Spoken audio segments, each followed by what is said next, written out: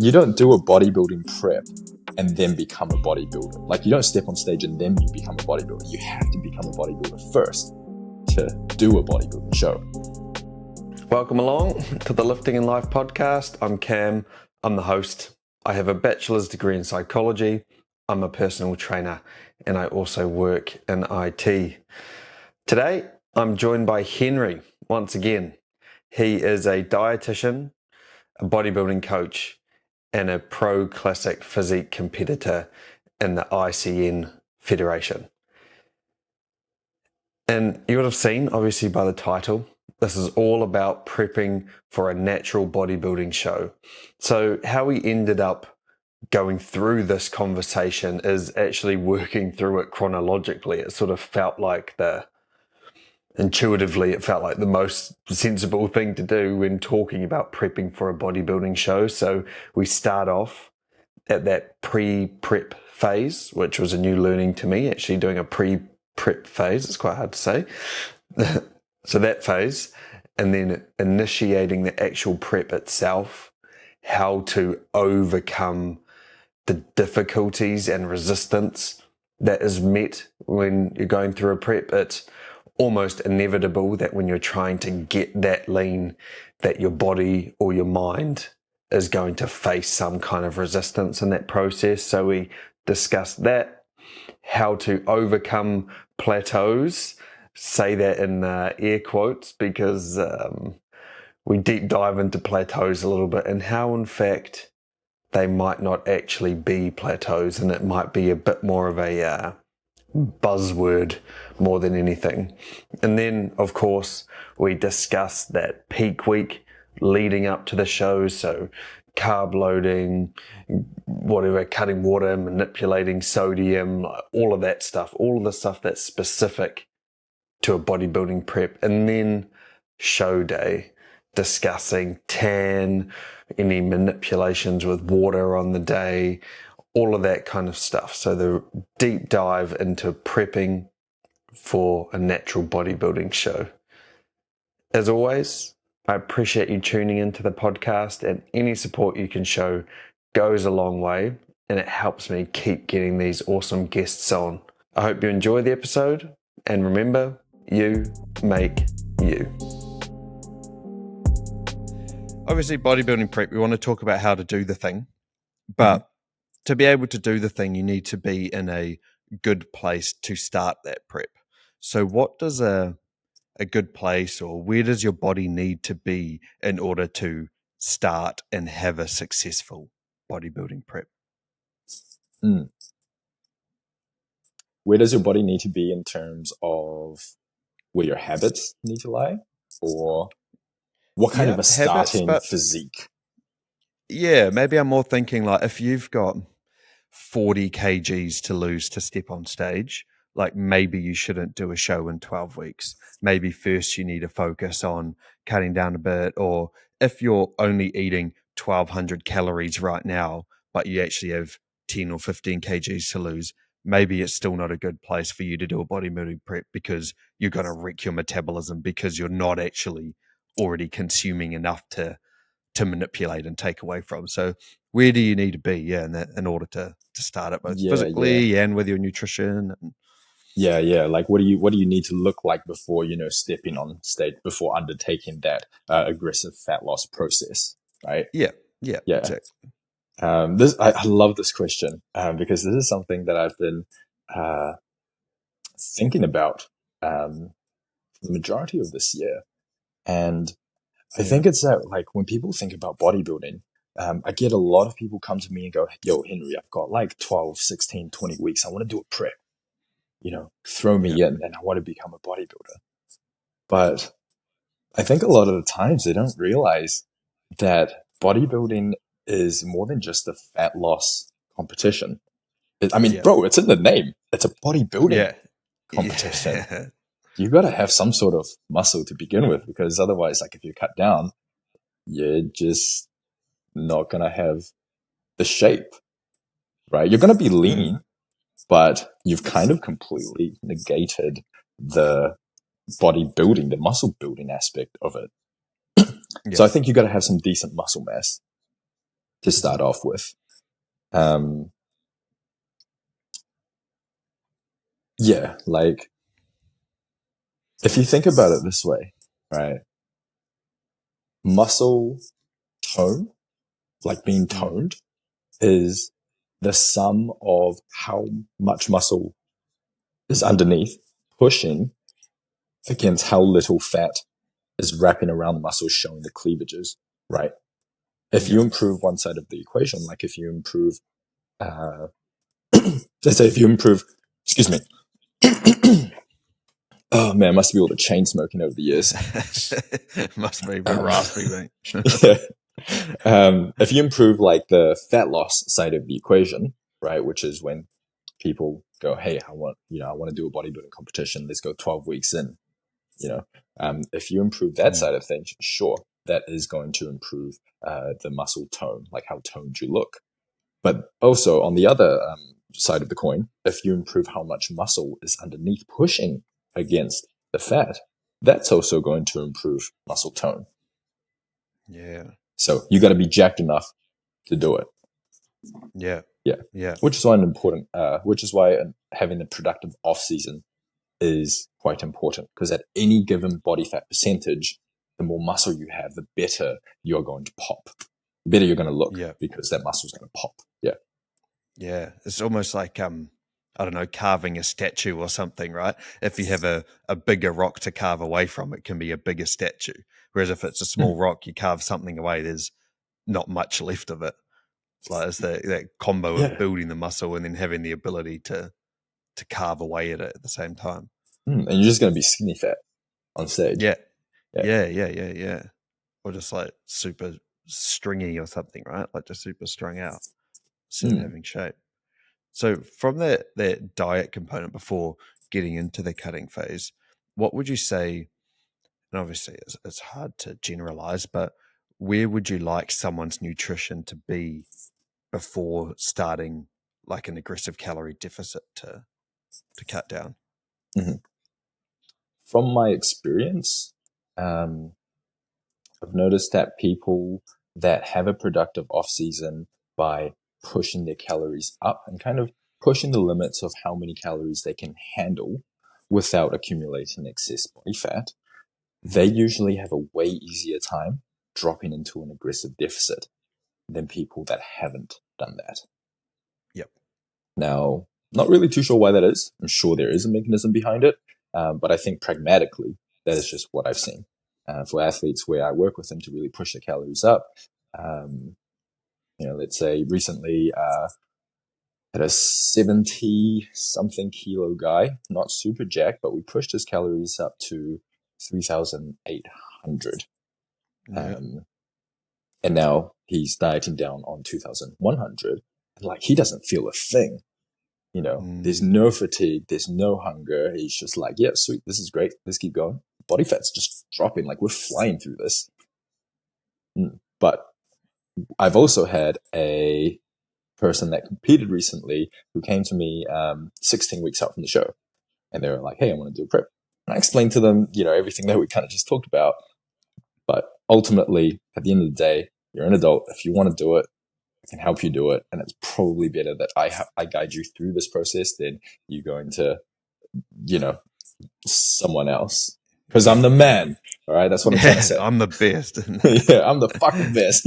yeah, Put some yeah. respect on my name. yeah. No, it's probably better that a dietitian guide you to do it. Like we're adults. If you're going to do something, you're going to go and do it. Right. Mm, So it's probably better that I get. Anyway, kind of sidetracking. 16 weeks out, wanted to do a show.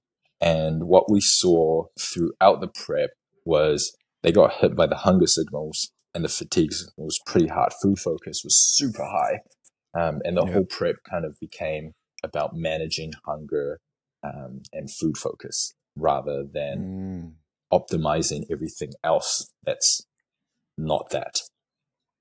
Yeah, it's like the psychological, the habitual things, not just like I remember in the first episode you said how you're a calorie accountant or a macronutrient accountant. You're not just focusing on the numbers, right, or the distribution of the numbers. Yeah. It's almost that you're having to be a supportive person and encourage them and to not give in to the temptations and things like that. It's not just simply manipulating the numbers in that example. Absolutely.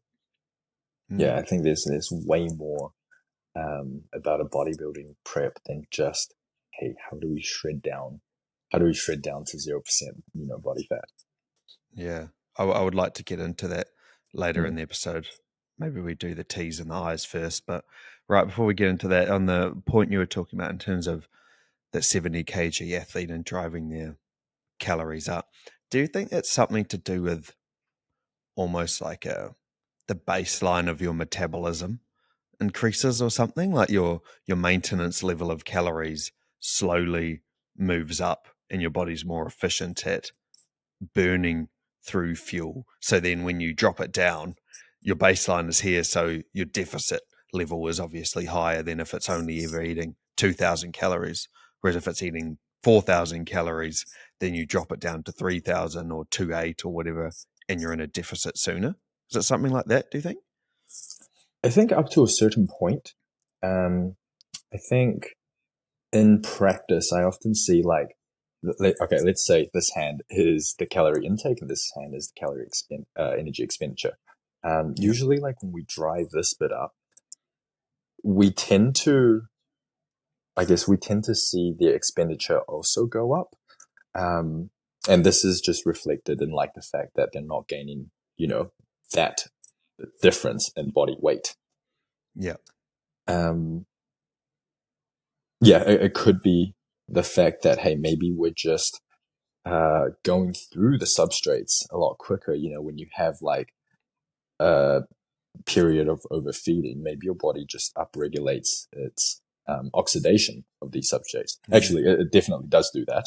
Um, but when you do drop it down, research tends to suggest that like when you do drop it down, your metabolism pretty much drops down with it accordingly. So whatever, I guess, adaptations that you've built when you push the calories up, it kind of just goes back to baseline. So Right. I don't know if it's so much to do with that, um,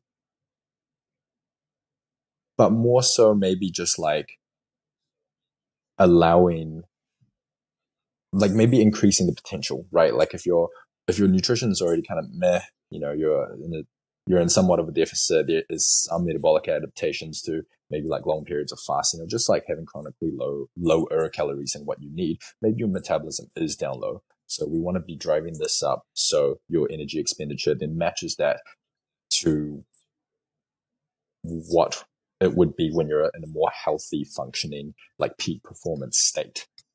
Yeah. Yeah. Yeah, man, it's an interesting topic. I just like to touch Mm. on that first because I think it's important for people to know that just because they want to cut down and step on stage, or not even step on stage, but in this example, step on stage, doesn't mean that you necessarily should. It's important to get your nutrition and your body in the right place in order to have a productive prep. Yeah. Yeah. And I think the importance of having good nutrition in place probably lies more in the psychological aspect of it rather than any like physiological adaptations. Um, Mm, and I don't know if I'm saying that because I truly believe in it, or I'm saying that because over the years I've moved a little bit more away from the science of things and gone more towards what is pragmatic. Like what are we actually seeing in practice? Um, but here's what I'll say on that. I think the importance of having good nutrition in place is more about knowing how to do the things. yes. Because when you throw someone into a calorie deficit and then expect them to learn how to meal prep, um, and like meal prep is more than just, okay, cool, prepping your meals, bulk prepping them, and it's done, right? You actually have to think about, okay, which day am I going to the supermarket? What am I Yep. buying in the supermarket? What quantities? How do I prep things? So, do I have enough freezer space? Do I buy the exact Yes. quantities for the week so I'm not like wasting any? Or am I just Yep. buying, 50 kilos of it? Um, and then having to put the rest in the freezer and then kind of winging the whole, like, you always have to kind of backdate and go, okay, I've got 80 grams of this left over from the other week. How many more do I have to buy this week? Like, I Mm, think there's a lot of thinking involved yeah, that people don't absolutely. think about. Yeah, and that's Um, a good segue actually, because where I thought we could start the specific bodybuilding prep was from like a macro or like a high level overview, and that's one component of it. So that's quite a good segue. What when you think about a bodybuilding prep, before we get into the specifics, what would you say are the some of the big components or the big elements of doing a bodybuilding prep? So that's one there in terms of the food preparation element where you have to mhm. think about that. So when you think about a bodybuilding prep from a high level, Mm. what are the main components in there? Training hard. Well, okay, no, not just training hard, but like knowing how to train. Yep. Um, yeah, knowing how to train. I think a very overlooked part of training, of bodybuilding training, growing muscle, for like hypertrophic adaptations, is the ability to train to failure, Hmm. right? So there's mental failure, but then there's muscular failure, right? When you try and throw a weight up and you go, oh, fuck, I can't do this again. And you drop Yep. it, right? That's mental failure. But then you'll see some athletes in the gym that's just got that dog in them. Like, they'll go, Yes. huh, no, it's not coming up. But they don't quit. They don't Yeah. know when to quit because mental failure is just not a vocabulary in their training. Hmm. Not a vocabulary, not a word in their training vocabulary. Sorry, That English, my works. second Yeah. language. Um, so, they'll grind through the rep, and if after 4 or 5 seconds the rep still doesn't, the bar still doesn't move, okay, then that's appropriate failure, right? That is muscular failure. Hmm. So that is definitely a key component, not just in the bodybuilding prep, but like just bodybuilding training. Yep. I think it takes years of training to actually figure out um, how to, get that dog like out of you at Mm, the end of the mm. set. Because it's hard, shit hurts. You don't want to drop a fucking dumbbell on your Oh face. yeah. Everything in your body is telling you to not do the thing. So you have to override your like natural impulse to stop. Totally. Mm, Um, mm. so knowing how to train, Yep. um, knowing how to do the things, knowing how to go through the motions of it, rather than going into a prep and having to deal with the hunger side of things, the fatigue side of things, the packed schedules because you're trying to meal prep, you're trying to fit your training session and your cardio session and your check-ins with your coach. And you're still trying to, do your 9 to 5 and be a good family man, tell your partner that you love them, like all of that shit. Mm, You know, yeah. that's a lot of things to navigate. Um, Mm, so, and you want to learn how to be a bodybuilder on top of those signals? Like, nah, man. You don't do a bodybuilding prep and then become a bodybuilder. Like, you don't step on stage and then you become a bodybuilder. You have to become a bodybuilder first to do a bodybuilding show. yeah. That's a really good point to make it more of a seamless transition because otherwise you end up just everyone who's close to you is like bearing the negative impact of you doing that thing.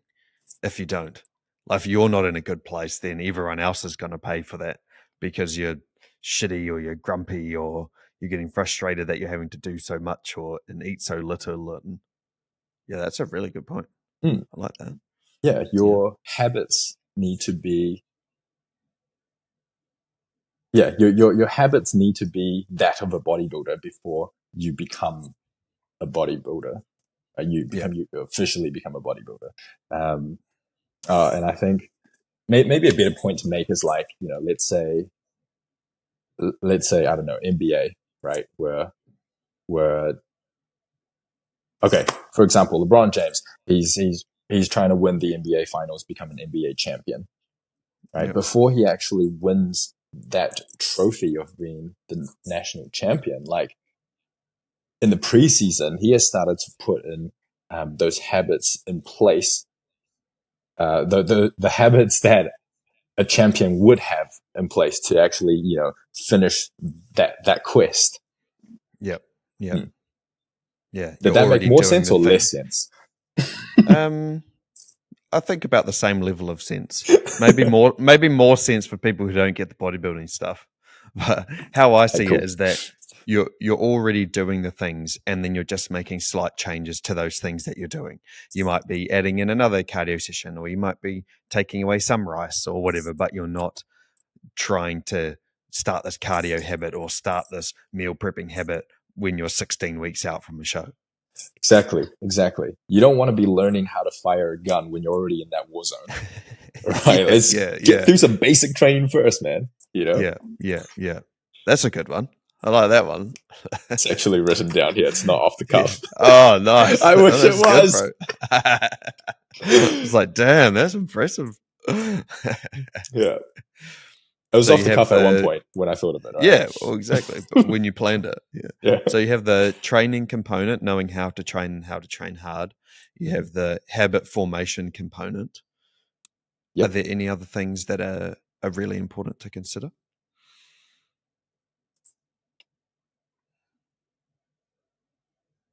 Before you start a bodybuilding prep. Or no, just the big components of a bodybuilding prep. Sorry.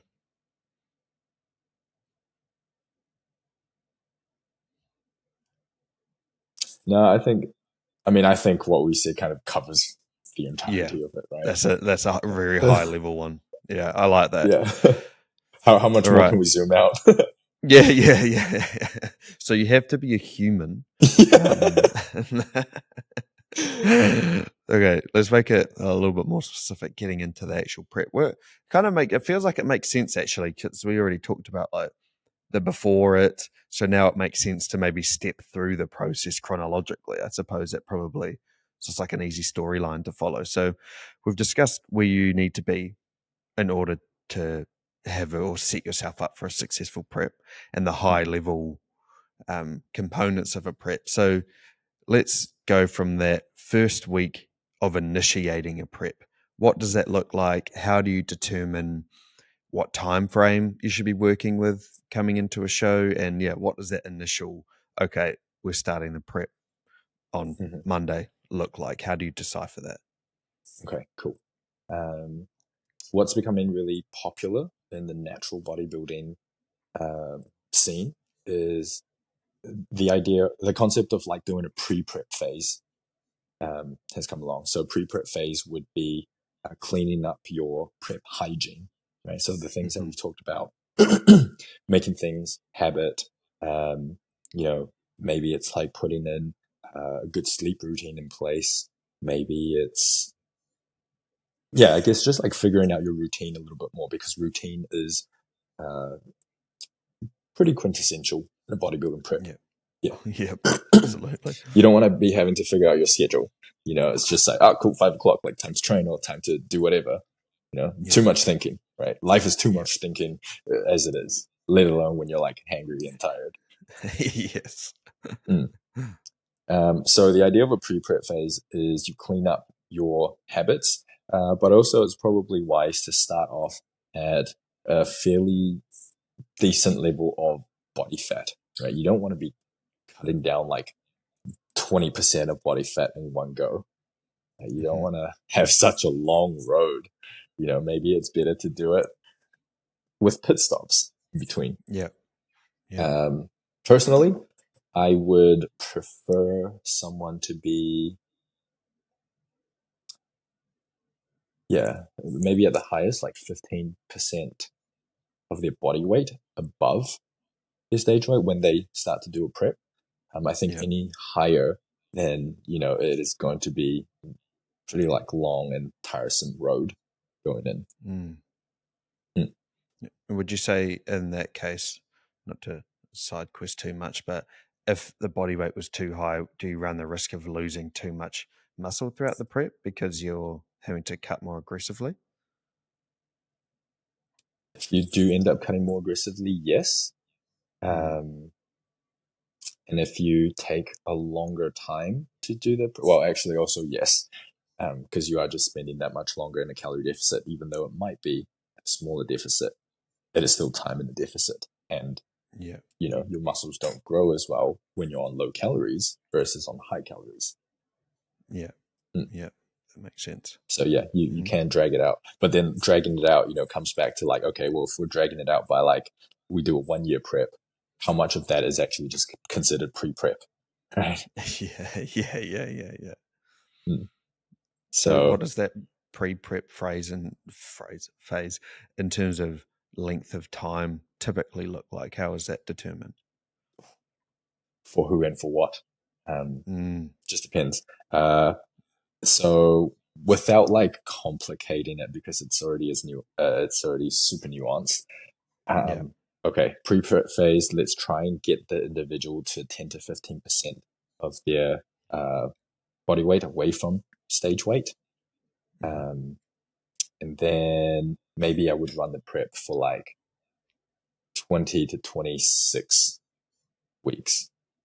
Mm-hmm. So 5 to 6 months. That's an appropriate time. Yeah. And I personally prefer doing a longer prep, and it's actually getting more popular in natural bodybuilding now to do a long prep, because when you do it for longer but less aggressive, you are able to retain your muscle mass a lot more. Not only that, it is an easier road, going forward, because if we do a 16-week prep versus like 16 weeks is already 4 months. Oh, okay, let's say 12 weeks is 3 months. Like birthdays are going to come up, anniversary is going to come up. You still got to live life. I'm not a professional athlete yet. Yeah. Yeah. And so you can't really, I don't know. To me, it doesn't make sense to do a prep that's so limiting where it's like your only thing. I know you want to Mm, get into enhanced versus natty. I think doing mm, the 12-week preps could totally be appropriate for an enhanced athlete. Um, yeah. and I'm natural. I don't really know too much. I don't want to say too much about the enhanced side. Mm. Probably get like crucified for it. What do you know, you natural skinny bitch? Yeah. Yeah. Yeah. But I just think like if you're using performance enhancing drugs, like you probably just want to get in and get out. You don't want to be Yeah. pumping drugs for like a 20 something week prep. Yeah, that's true. And you just have different tools that like speed up your metabolism more. So you're just burning more calories at rest. So it's just a different tool bag, right? So Totally. if you have different tools, like if you have a power drill versus a screwdriver, like you're gonna probably have a different approach to how you're gonna do things, or a chainsaw versus a handsaw. You Yeah. can chop a tree down a lot quicker with the chainsaw, right? It's just Mm, a different approach. absolutely. Yeah. So, just pulling it back a little bit in terms of determining that time frame, and so you want them roughly like 10% body weight away. Hmm. So, say if their stage weight was 80 kgs, you want them roughly like 88 to 90 kgs, in that ballpark. Yeah. And then, is that because it's split across like 20-ish weeks in terms of the body weight per week you want to see them losing? Like, is that where that time frame comes in? Is that one of the targets that you're looking at? Actually, when you put it that way, yeah, there's probably some logic to the madness. I think now it's just like, hey, this is how we do it. This is how we've Yeah, always done it, mate. No, yeah, yeah, yeah. We do it this way. no, Don't question the process. yeah. And I like that you use 80 kilos and then 88, 90, because those are my stats. So it does make Oh me yeah, explaining no, this a lot yeah, easier. yeah. So yeah, my off season is 90, and I step on stage at about 80. Um, I think a textbook rate of fat loss during that prep period is at the start, you want to be losing about maybe 1% to 1.5% of your body weight per week. Mhm. Depends on how lean the individual is. If the person is a little bit fatter, probably like 1.5%, just because you have more energy availability. You can, you're built to kind of withstand like the harshness of a calorie Yeah, deficit. you Right. built If you just different. got more, yeah, you build different. Yeah. You built like Yeah, a potato, like a, yeah, Yeah, like mashed potato with butter. Yeah, yeah. But if you're like Spud Light, if you build like Spud Light, do you guys have Spud Light? No. It's an Australian thing. Look, I'm Australian now, right? Yeah, you're an It's, Aussie, mate. do you remember Lotatoes in New Zealand? Yes. Yeah, yeah, Yeah, yeah. if you build like Is that Lotatoes. what it Anyway, is? yeah, yeah, it's Lotatoes. Besides the Gotcha. point. All right, if you're already pretty lean, probably closer to like 1% or even less. And then as we move through prep, we want to just dial that rate of fat loss back because as you accumulate diet fatigue and also as you lose your energy availability in your stores, you're probably going to find the dieting conditions that much tougher to deal with. Yeah. Mm. Yeah. So And you maybe, just have less to lose too, right? So yeah, yeah. naturally. Yeah, yeah, yeah. That makes sense. Yeah. Mm. So towards the end, I'd probably aim for like 0.5% of my body weight per week. Yeah. So what's that? 400 grams a week, Yeah. if that. And those, and it gets exponentially more difficult to lose it too, right? Hell It's not yeah, just bro. like a straight line coming down. Like you lose Nah. it quickly at the start and then it starts to like almost flatten out. And that's when it becomes more and more difficult to lose that 400 grams, which I'm keen to get into that phase because the start of it, like I feel like intuitively most people know kind of what it means to jump into a calorie deficit and start it, but it's the difference between the lifestyle stuff and the bodybuilding stuff is probably Mm. like that last 8 weeks or that last 10 weeks or that's almost the Yeah. difference there. Yeah. For a seasoned competitor, like that initial phase is a walk in the park. Like, Yeah. if I were, if I was to go on a cut, like now, like, and you said, why don't you start now? I fucking would. Like, I'll do it right Yeah. now. It's like no difference to me, man. I'm still meal prepping, like whatever. Yeah. Yeah. Yeah. Yeah. You But, just adjust the quantities of what you're consuming. hmm.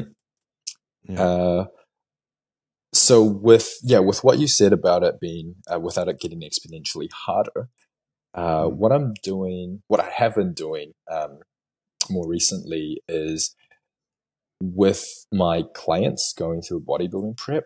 I kind of just like to hit it fast and hard Mm-hmm. for as long as possible, right? Let's just get really aggressive with it. Like I said, when you do a really good off season, and you push the calories up, like they tend to be fairly indestructible, up until a certain point, and maybe up until a certain point of leanness, I would say. Yeah. So now Yeah. my goal is to get them to that point, where things are just hard, like it's just hard existing. Get to that point as fast as possible because then it frees up more time for us to take it at a slower pace. Mm. Mm. Yeah, that's an interesting point. I first heard of that approach. It was Matt Jansen actually, like Nick Walker's coach, who Mm. said that because I never really heard of a bodybuilding prep prior to that or a calorie deficit being like, slowly chip away at it, reduce by Yeah. 10% each week your calories or whatever. But then his idea saying, now when your body is in a good place, you can. Oh, it was actually Nath, another bodybuilder who I had on the podcast, another coach. Mhm. He was like, you can afford to take a big hit in the calories to start off with, and you won't even notice it. Yeah. Like if you go Yeah. from They don't feel 4,000 to anything. 3,000 calories, it's probably almost a relief because you're like, oh yes, I don't have to eat so much now, and Yeah. you're still fine, you're strong, you can still function, and then like that's an interesting point, yeah, that you say. Then you get to the difficult part sooner. Mm. Cool. I'm glad other Mm-hmm. people have said that too, because it means that I'm not just fucking making shit up. Nah, nah. It seems to be like a more like common approach now, at least just from Yeah. the No, no, no. people that I know. Yeah, yeah, Mm. Yeah. So we try and get to that point, as fast as possible. Because yeah, like people are just, I don't know, the ones that got the dog in them, like they are just indestructible until they get to the point where there's just not a lot of body fat. And that's when we go, okay, this is when the prep starts, the hard part of prep starts. This is the part that you have been forecasting, and in the prior weeks going like, why am I not hungry? Why am I not feeling like shit or like a zombie? Right. yeah. This is when it starts. When you get to Mm. that point of body fat's just so low. Yeah. And this is where we start to differentiate between just cutting down for summer or cutting down for a wedding and actually stepping on stage. And what Yeah. does it look like when you get to that point? So we've started, covered the initial setting up the plan kind of phase. So what happens when you do get to that tough point where you start to feel like, okay, this is getting hard, energy's low, not feeling as strong, you're walking a bit slower upstairs because you got no energy. What does that look like, and what do you look at manipulating at that point? What happens up until that point, or what happens after that point? Yeah, at that point, yeah, after that point. Oh, okay. What happens at that point? Okay. Mm, Um, so a lot of biofeedback. So up until we get to that point, I would always ask them about their appetite, their cravings, hunger, fatigue, and all of that. And I yeah. go off of that to make the changes. If they are giving me the thumbs up, cool. You're eating like we're in a World Vision ad. Yeah. And because you're good, you're telling me you're good. All right, I just got to trust your body. We got to trust your body. Yeah, And yeah. then from that point onwards, they'll say, hey, appetite is super high, food focus high, cravings high, sleep is shit, feel weak, sex drive is low, can't hold an erection to save my life. Yep. Um, then okay, I think when we get to that point, the first thing I would do is just throw them a refeed or a diet break if time allows for it. All right, cool. Yep. Congratulations. We've gotten to this point. Let's make a quick pit stop before we blow a tire. Mm-hmm. Right. And then from that point, maybe we bump the calories up a little bit if the person can afford it. But yeah, it just becomes a game of fatigue management and pace control. Yeah. Yeah, that's when the element of the psychological stuff would come into it more. I just realized actually, maybe before we continue diving down this rabbit hole, we didn't cover how you actually set the plan up in terms of calories and macros. How do you determine starting point for a plan of calories and macronutrient distribution? That's the secret, bro. I didn't Yeah. get into it for a reason. Yeah. That's Is this your IP? You're it. like, booking the free consult with me today to find out more. Yeah, Yeah. www.nutritionbyhenry.com. Yeah. It's a .com website too. None of that .co.nz shit. I Oh, sheesh. Mr. Worldwide. no. Okay, how do I set the plan up to get to that point? Okay. Mm, there are four macro. Yeah. All right. Let's start from the beginning. Oh, you know what? Yep. Fucking let's keep zooming out. All right. How far? Right. First of all, you have to be a human. Okay. Yeah, we established that. That's good. Yep. Cool. Yep. Okay. You need to first figure out what your basal metabolic rate is, right? So this Mm-hmm. is how much energy that your body needs to expend to keep it running without digging into your stores. So if we strapped you to your bed, kinky, for Oh. 24 hours and measured your energy expenditure, that's how many calories that you would be burning. So we need to just estimate that. There's calculators online. You can just plug in your details. It's literally just age, gender, height, and weight. Cool. Yep. It'll spit it Nice. out. Using the average, because it's a little bit too expensive to actually use a calorimeter Yeah, Ooh. said it right. Calorimeter to measure your calories in, calories out. Oh, sorry, to measure your calories out. Yep. So we just use an estimate, and then have a play around what your activity level is. Right? Are you a laborer that's sweating all day because you're busting your ass, or Mm. are you um, are you an online Finance, coach bro. that you're a finance bro that's sitting in an air conditioned room?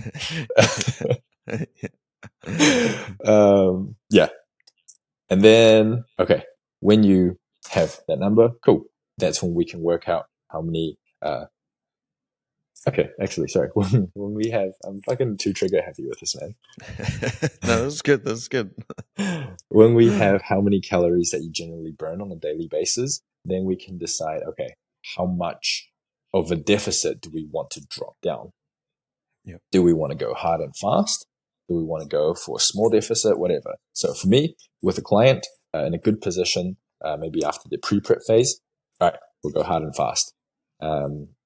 So we'll just kind of do like a ballpark figure of maybe 25% of that number. So if you're generally expending 4,000 calories, all right, we'll just go drop it down by 25%. Let's go 3,000. Yep. And then later on, we'll figure out if that's correct or not. But before we do that, we figure out the protein, the carbs, and the fats. So there are 3 macronutrients, 4 if you want to include alcohol, but probably not going to be including alcohol. Yeah, hopefully not in a bodybuilding prep. Yeah. Actually, unless. Yeah. We can make it work though, right? We can make it work. Yeah, just kidding. Unless. Yeah. So 3 macronutrients. Protein is essential. Fats are essential to survival. Carbohydrates is the only non-essential macronutrient. But it's probably the best. The best. Fucking what am I? It's just clickbaiting people. The best macronutrient is. Carbohydrate is your body's preferred fuel source. So we need it to be as high as we can for training.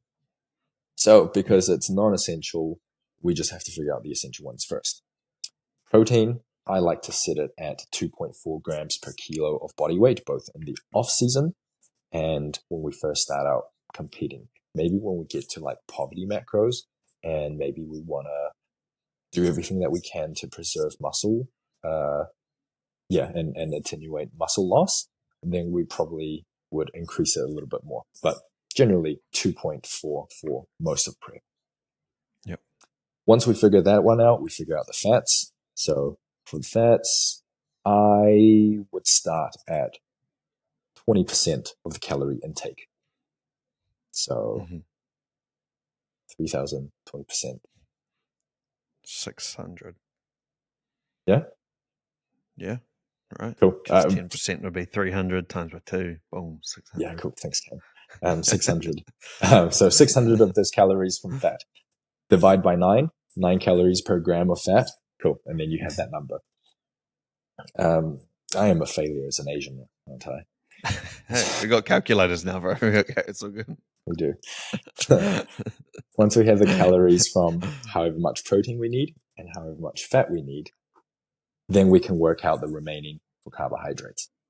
Right. Mm-hmm. So let's say your protein and fat calories ends up being like, 1,500 calories. I'm not calculating this. So we have 1,500 calories left from the 3,000.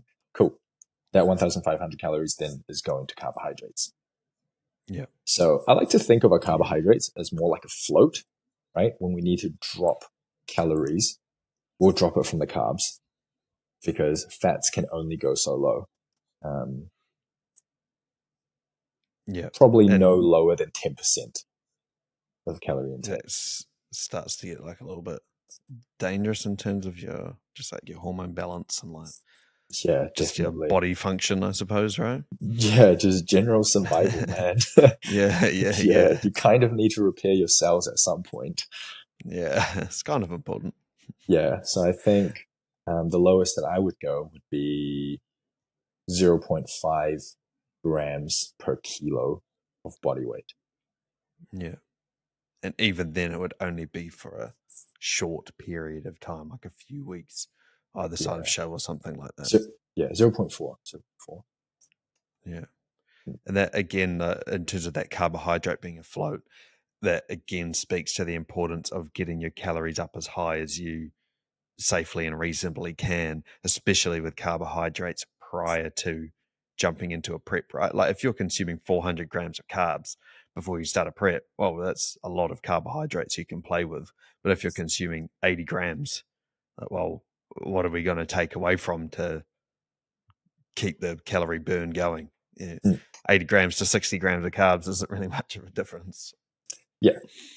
But like I was saying earlier, your metabolism, your body's very adaptable, right? Everything Yeah. adapts. Um, your metabolism could very well kind of just drop down to Mm. whatever, where, like, let's say 3,000, right? It could kind of just drop down and match that, because 3,000 for energy expenditure, like, is pretty high still. So Yeah. maybe we go through like a week, 2 weeks of dieting down on 3,000 calories when you've just come from 4,000, and we see, okay, there are no changes to your body weight. Mm. Body fat maybe looks to be the same. Okay. That's when we can go, okay, so this is what the body is doing. How do we adjust it based on what we're seeing here? Yeah. So it is going to be a game of observing and reporting. So monitoring what is going on. I like to think about this whole process as like, maybe a scientific study where the aim is to get as lean as possible. Mm. You are the subject of the study, the guinea pig, if you will. Yeah. And together we try and figure out what interventions we put in place to get that desired outcome. Mm. I like that. Yeah. And how do you, uh, what scientific measures do you employ in order to track one's progress? You mentioned a Hey, few already, like the anecdotal stuff, the sleep, sex drive, how you're feeling, all that kind of stuff. What are some other measures to track that progress throughout the prep? tracking progress. Okay. Yeah. Oh, do I need to find my notes for this? Tracking progress, eh? Nah, I think I got it. Yeah, I think you got it. You sort of segued us in there. I still want to loop us. You're going to be picking that up in a second. Oh, we'll loop ourselves all the way back to pushing through the hard part of prep when we get there. But I think we landed ourselves here at tracking progress, which makes Yeah. sense. So, Cool. what does tracking progress look like? Okay. From a body composition side, body weight is going to be like one of our best proxies to measure fat loss, right? Yeah. As we lose fat mass, we are going to lose overall, like, total body mass. Mm-hmm. So that can be a good tool to use, but there are some caveats with it, which we can get into later. And also progress photos, very important. Um, I wouldn't necessarily rely on using body fat measurements, just because there are lots of limitations with the way that the machines actually measure and estimate body fat. Mm-hmm. So if you step on like a bioimpedance machine, the ones at the gym, the in-body scans, you sign up to a gym, you get a free like in-body Yeah. scan shit. They should call it Yeah. in-body scan, bro. Yeah. That sounds fun. Yeah. Um, It is literally just proxies on proxies, right? We're Mm. measuring how much body fat and muscle you have through how conductive your total body is, on the basis that body fat is insulating and muscle, which is full of water, is conductive. And then we use the machine then uses an equation, an algorithm, to then figure that out, right? Right. That's how it works. I never actually knew how that works. That makes sense in theory though. Yeah. Yeah. Yeah. And I've had, clients that like, that come to me with no training history. They get an in-body scan done. I'm like, yeah, sweet. Go back in like 3 months, and measure it again, because that's probably more accurate than doing it week by week. Cool. We go through some training. They end up looking quite good. Looking quite good, looking better than they have before. And they go and get another Yeah. test done, and it says that they've lost some muscle and gained some fat. You know. What? Like, bro. So either I'm the world's shittiest coach. And you just can't even, like, your eyes are wrong or something. Like, you I'm can't see the differences. I'm just there, like, using AI, photoshopping their progress photos, sending it back to Yeah. them. Yeah. Got to keep these clients on board somehow. Yeah, man. Australia's expensive, man. Yeah, bro. It's really not. It's actually cheaper than Auckland, bro. Cost of living is good. Kangaroo meat, damn, Oh, shit, yeah. 14 bucks a Damn, kilo, boy. and Yeah. it's Oh, just shit, as lean that's as chicken good. breast. Yeah, Damn. I work in Yeah. pounds now, so I had to do a quick conversion. That's good, bro. What's that? Seven Yeah, pound a kilo? yeah, that's cheaper than chicken breast. Hmm. Yeah. Nice. Anyway, I fucking Okay. love this place. God Yep. bless Australia. I'm like Hell Borat level kind of excited being in Australia. yeah. You'll be drinking like VBs and wearing stubbies and shit in no time. Yeah, mate. Happy to Yeah, be bloody here. hell, mate. You have a beer, mate? Okay, Shit. Where were so we? body scans not a reliable way of measuring progress. No, no. So I would go, simple and effective photos and your body weight to measure body composition changes. Yeah. And body weight, I wouldn't worry about those single points in time. I would average them out to be week by week. Hmm. Um, yeah, and usually, like when you implement a change in your diet, you probably want to run it for at least a week to figure out if it's actually working. So Yep. averages work really well. If we just focus on the single point in time, like it could be anything. If you jump on the scale right now, and I don't know, well, how heavy? I'm going to take a guess. You are 92 kilos. I was 88.5, 88.8 this morning. All right, I've 88 been point. cutting for a little bit though, so 92 would have been a good guess, but a little bit ago. Not bad. Okay, okay. Yeah, no, I was thinking that you look quite jacked underneath your Just t-shirt. looking swole, bro. Yeah. So Shit, yeah. 88.8 kilos. Let's say you're super thirsty, upon waking up or something, right? Now, fuck, what am I saying? I'm just adding in too many details. You're 88.8 kilos. You drink a Yep. liter of water because, Hmm. I don't know, you being your size, you can drink a liter of water, no problem. You step on the Yep. scale again, you're going to be 89.8 kilos. Yep. So could be anything. Your body could be a little bit inflamed because you didn't get a lot of sleep, or maybe you went for a leg session and then a run and then, a hike, whatever, right? It could Yep. be anything. When we look at the stock market, we don't care about what the single point in time price is. We look at the trend, how it's moving, the averages to make a call. Yep. That makes I'm sense. talking about this like at work on Wall Street. I have no idea. Yeah. It Yeah. Are seemed like you a finance, bro? an appropriate comparison. Yeah. No, that makes sense. The average is better than one day, like than Yeah, one marker. Yeah. to the moon. Yeah. To the moon stonks, bro. What should I invest in? Can you tell me real quick? No. Invest in carbs, bro. Carbs will be your Yeah. best friend in a bodybuilding Hell trip. yeah. Best return on investment. And then photos, obviously, because your eyes are going to play tricks on you. And it's the best kind of way that we can gather objective data about your physique, Yep. right? You can compare Yep. photos side by side and see if it looks better or worse. Hmm. I think if you can, calipers are a really good tool Yeah. to use. Not necessarily for estimating body fat percentage, because anyone that is comp lean, you do a caliper test on them and you use the equations to estimate the body fat percentage. It's going to say that they've got like negative 5% body fat. Yeah. Yeah. But it's Yeah. great for tracking the relative change in your subcutaneous fat, which is the fat Hmm. that we're concerned with in a bodybuilding prep anyway. The fat that's underneath the skin, above the muscles, blocking the shape of the muscles. Yeah. Yeah. Especially if you're very consistent with your measures. That's the only caveat with calipers, right? Is that Yeah. if you measure like 2 centimeters left or right or up and down of the spot, then it could be 15 mil or 10 mil. So if you get super consistent with them or have someone like a coach or someone who's really good at them, it's such a good tool Mm. to measure. Yeah. Yeah. Yeah. So I would use those three. Interestingly, last prep, I didn't do any of that. Probably why I Really? came second place. So I Oh. didn't, bro, it is, yeah, it's honestly, I have an affinity with second place. You love it? Just, oh man, I don't love it. I would say I It's the love it. universe. Yeah.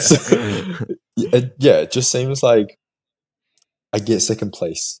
I get a second place finish a lot. Hmm. Mm. I've done 3 pro shows, and they've all been second places. Fuck. Mm.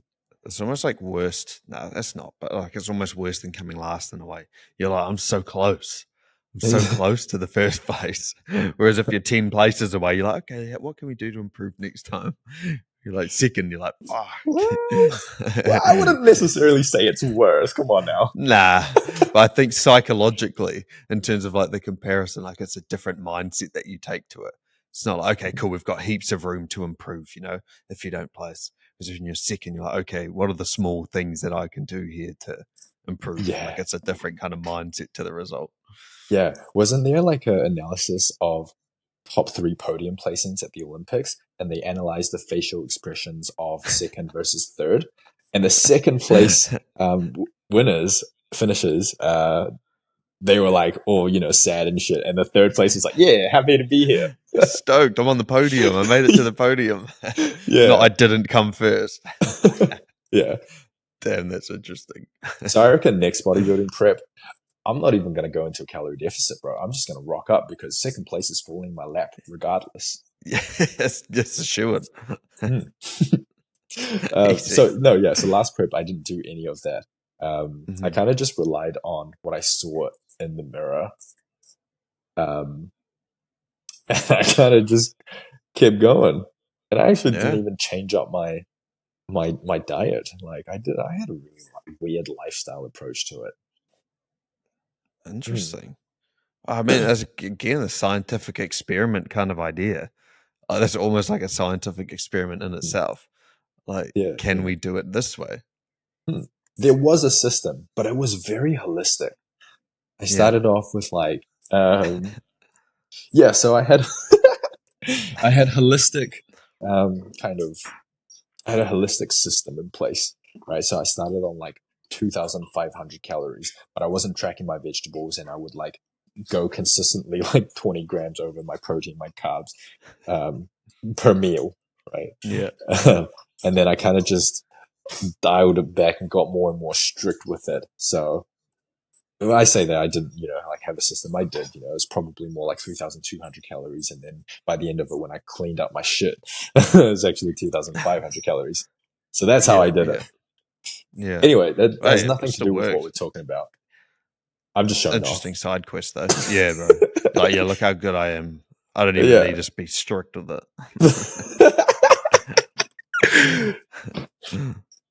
No, anyway.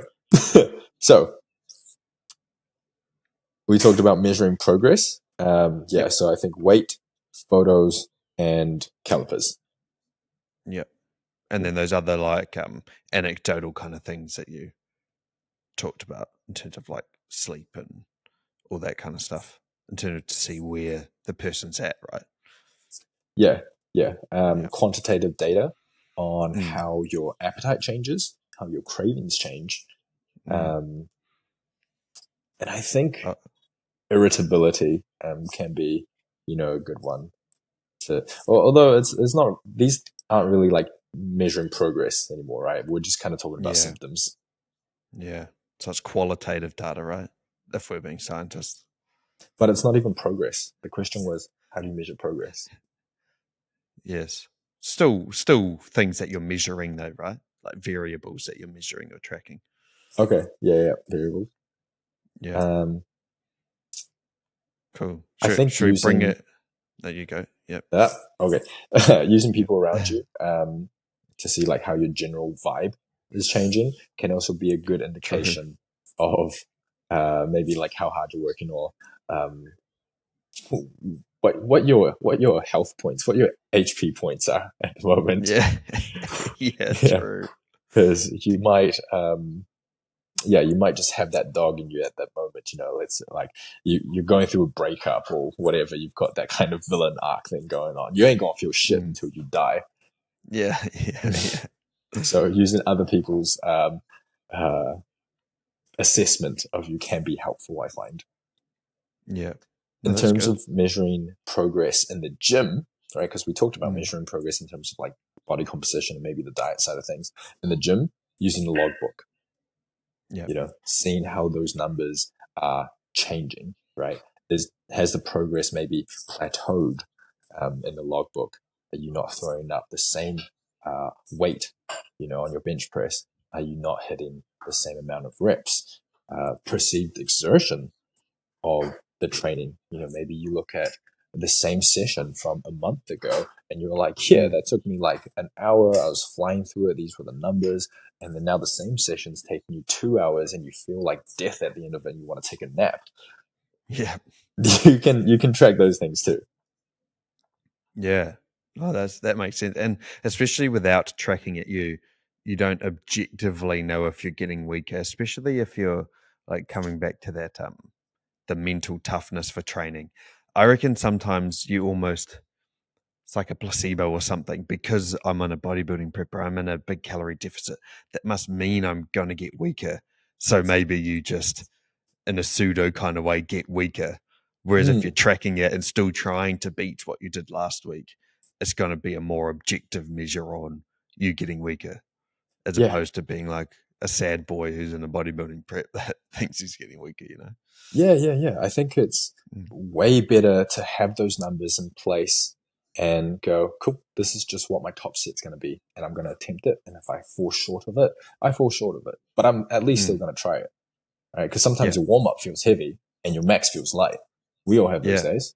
Mm. yeah, So maybe auto 100%. regulating your workout isn't the best thing when you're dying on prep. Yeah, exactly. Yeah, not saying that there's no. I think I think it's a very important tool to use, but I think too much auto regulation, just like seeing how you feel, can maybe come at the cost of you still making progress because you think you shouldn't be making progress. Mm. Yeah, like even like some of the powerlifting coaches and athletes that I've talked to, they say you feel great that day, but then you're weak. But then some days you feel like shit, and then you're strong. So having the target on the paper, like you let your body decide, it's not just anecdotally or emotionally how you're feeling. Yeah, You might have a really bad sleep, but then still actually be really strong. So instead yeah, of being like, oh man, I'm going to be weak today because my sleep score was shit, like actually see if you're going to be weak today rather than just assuming that you are. Like see what the body can do. yeah. Load up that bar and let gravity decide Yeah. if you're weak or strong today, man. And let it rip. Yeah, let physics do its thing, brother. Yeah, Only one way bro. to find out. Right, let's bring it all the way back. We went on a nice tangent there. I like that. Those are very important things that I actually forgot to ask before getting into the depths of it. But okay, we've been doing that. We set our plan up. We've been measuring our progress. We've been adjusting accordingly, and now we've hit this Oh, hard sorry. Can I point. interrupt? It says low You device can. storage. Device storage is running low. You should stop the recording and free up device data. We back. We're back. We're back, baby. Oh God. Okay. So Sorry I'm for just going to existing. try recenter us. So we were talking about the psychological components of it. Is that what we were talking about?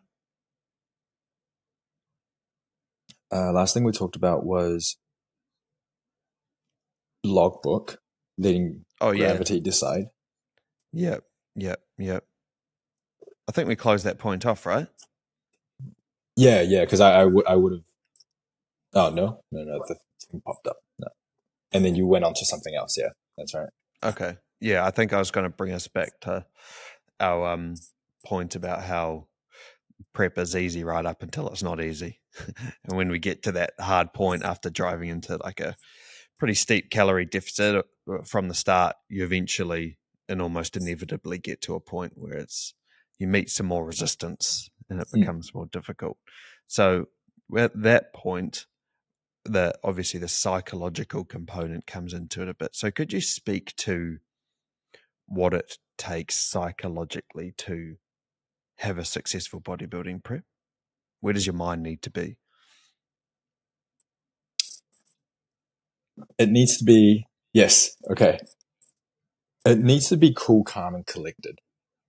Mm. Um, I think contrary to popular belief, people seem to think that going in with that dog in them, like that's gonna carry you through prep. No, prep is a very long process. You need to be cool, calm, collected. You need to be zen. and be able to kind of take each day as it comes. If I were to um, if I were to maybe generalize the type of people that do well in a prep versus those that don't, um, okay, the ones that don't do well are the ones that kind of come into it being like, yeah, like, I can definitely do this. Like, I'm ready to, do whatever it takes, blah, blah, blah. Um, they generally talking shit. um, unless they're Yeah, seasoned, putting unless up a they're front. seasoned, unless they're a seasoned competitor that, Yeah. has done it and gone, okay, like I've done it before, like, cool, I know exactly what I'm expecting. But for the first time competitors, Mhm. nah, you don't know shit at the moment. All right. It's easy to say that you got it when Yeah. you know, it's like those people that, fucking sign up for the army, man. They're like, yeah, like deploy me in Iraq. I got this. Nah, you don't got it, son. Yeah, you're like, oh no, I don't want to. It's like the theoretical knowledge versus doing it in practice, right? It's not until you Yeah. actually start doing the thing that you realize if you're up for the task or not. Mm. And the people that generally do well are those that are like, oh, like maybe, but we'll give it a shot. Like they take each day as it comes. They're open to Mm, whatever is thrown their way, right? Those people are the ones that are adaptable and that are curious about the process. Um, yeah. So keeping cool, calm, and collected, I think that is a very important trait of a bodybuilder, hmm because when you start cutting down calories, you start feeling like shit. Like, people can't even handle when they're hangry, right? Let alone chronically hangry, and your hormones are out of whack. You don't wake up with an erection. Like, bro, life is hard. I mean, yeah, not or hard. not. Yeah. Yeah. So those are the kind of people that do well. Mm. And how do you coach people through? You've kind of already alluded to it a little bit, but how do you coach people through those moments where their appetite and their food drive is super high and they're having a tough time with it psychologically, like that, trying not to give in to cravings and all that kind of stuff?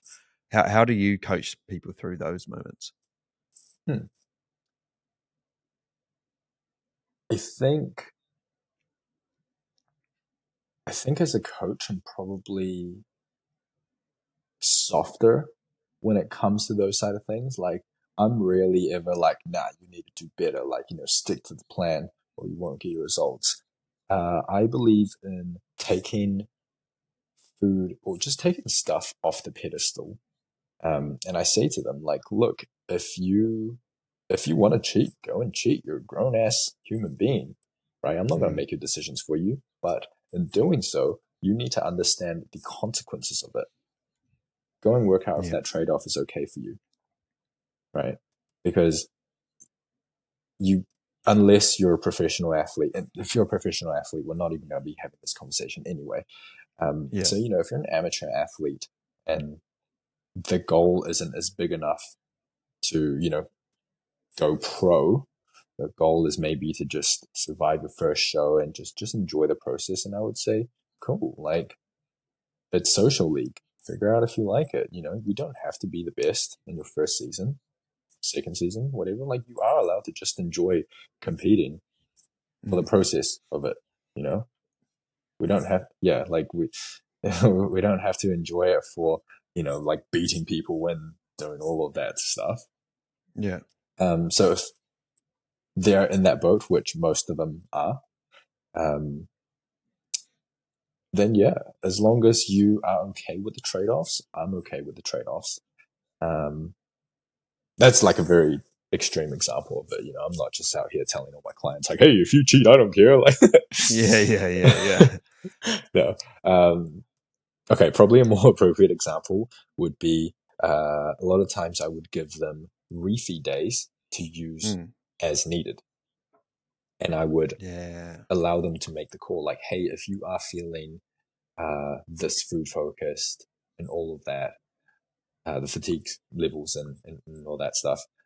Cool. Maybe you might say you want a refeed day. And I think as soon as I give them that option, then they regain that control, which is quite powerful.